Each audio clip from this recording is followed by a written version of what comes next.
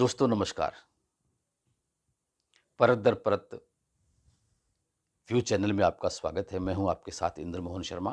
फिलहाल मैं बेंगलोर में हूं और अगले महीने 15 तारीख से सिरसा में हूँगा।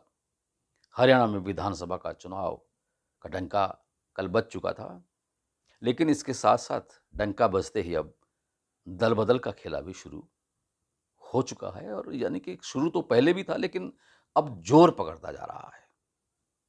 आज जेजेपी कि 4 विधायकों ने जेजेपी से इस्तीफा दे दिया है। वो हैं, उनमें 2 पूर्व मंत्री हैं, अनूप धानक जो पूर्व श्रम मंत्री थे, और एक देवेंद्र बबली जो कि पंचायत मंत्री थे। इनके अलावा शाहबाद से जो विधायक रहे रामकरण काला और गुहिला चीका से विधायक रहे ईश्वर सिंह ने भी जेजेपी से इस्तीफा दे दिया है। अब ये या तो बीजेपी में जाएंगे या कांग्रेस में जाएंगे, क्योंकि आने वाले विधानसभा चुनाव में सीधा मुकाबला अधिकतर सीटों पर बीजेपी और कांग्रेस के बीच में ही होने वाला है। हालांकि कहीं कहीं इनेलो और बसपा का जो गठबंधन है वो एक तिकोना मुकाबला बना सकता है। लेकिन आपको बता दें कि जेजेपी 2019 में इस पार्टी का इजाद हुआ, जब इनेलो से अलग होकर के चौटाला परिवार में जब विघटन हुआ तो जेजेपी एक अलग हो गई। और डॉक्टर अजय सिंह चौटाला जो कि पूर्व मुख्यमंत्री ओम प्रकाश चौटाला के बेटे हैं, उन्होंने अलग पार्टी बना ली अपनी। और जेजेपी ने उस वक्त 2019 में चुनाव लड़ा था तो 10 सीटें जीती थीं। और उसके बाद बीजेपी के साथ गठबंधन करके सरकार में भागीदारी की और 4.5 वर्षों तक सत्ता में भागीदारी करते हुए सत्ता सुख भोगा।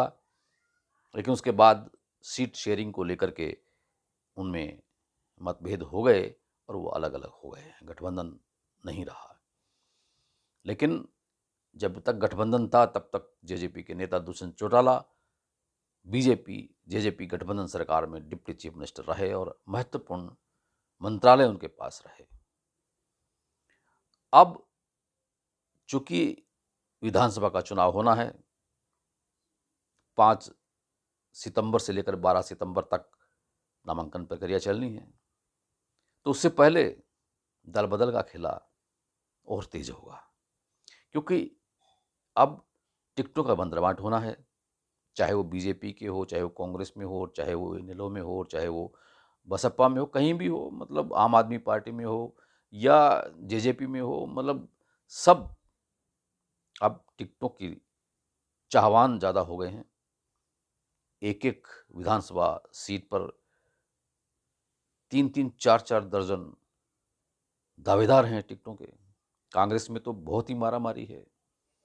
कांग्रेस में टिकट तो एक ही मिलनी है दावेदार को हर हलके में, लेकिन जो बाकी जो दावेदार हैं जिनको टिकट नहीं मिलेगी वो क्या करेंगे? या तो जिसको टिकट मिलेगी उसकी लेग पुलिंग करेंगे, या वो दल बदल लेंगे, या जिनको पता है कि उनको टिकट नहीं मिलने वाली तो उससे पहले ही वो बदल लेंगे। तो ऐसा दौर अब तेज होता जाएगा, चाहे वो बीजेपी के हो, चाहे वो कांग्रेस में हो, चाहे वो इनेलो में हो, चाहे वो जेजेपी में हो, चाहे वो आम आदमी पार्टी में हो, कहीं भी हो, निर्दलीय भी हो चाहे। तो अब देखना ये है कि ये दल बदल का सिलसिला क्यों चलता है। आपको बता दें कि 1 नवंबर 1966 को जब हरियाणा बना था तो 1967 में पहली बार विधानसभा चुनाव हुए थे। तब से ही लेकर के ये आया राम गया राम का खेल शुरू हुआ था। तब उस वक्त हसनपुर से निर्दलीय विधायक के रूप में गया लाल चुने गए थे और उन्होंने एक रिकॉर्ड बना दिया था दल बदल का कि 9 घंटे के भीतर भीतर 2 दल बदल लिए थे।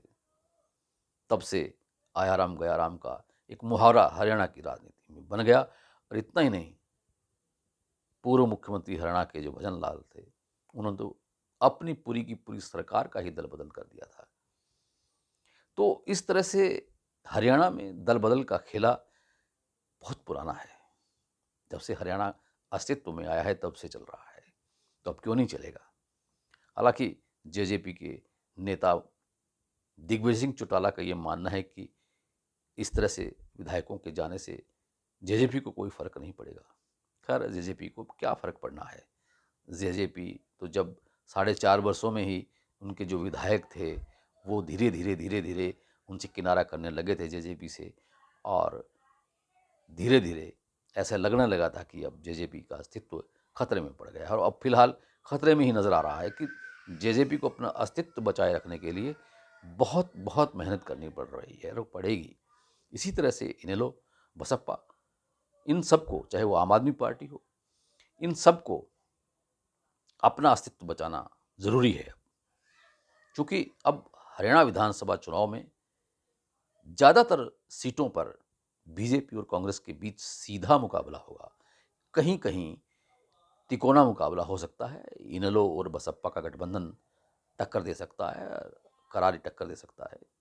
तो ऐसे में अब जो दल बदल का जो खेला होगा वो चलेगा, लेकिन मतदाताओं को ये देखना होगा कि ये दल बदल का जो खेला करने वाले नेता हैं उनके साथ कैसे निपटा जाए, उनको कैसे सबक सिखाया जाए।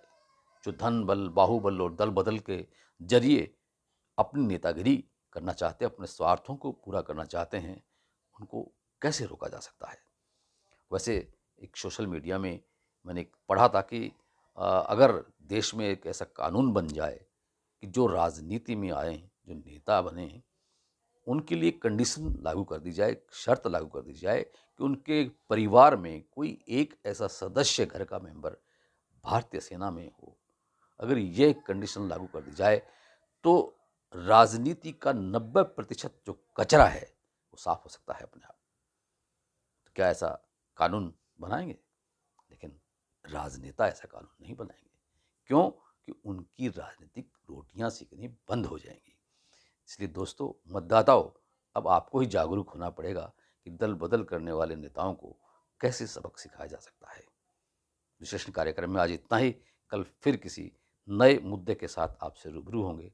तब तक के लिए इंद्र मोहन शर्मा को इजाज़त दीजिए। और ये चैनल अगर अब तक आपने परत दर परत को सब्सक्राइब नहीं किया तो कर लीजिए।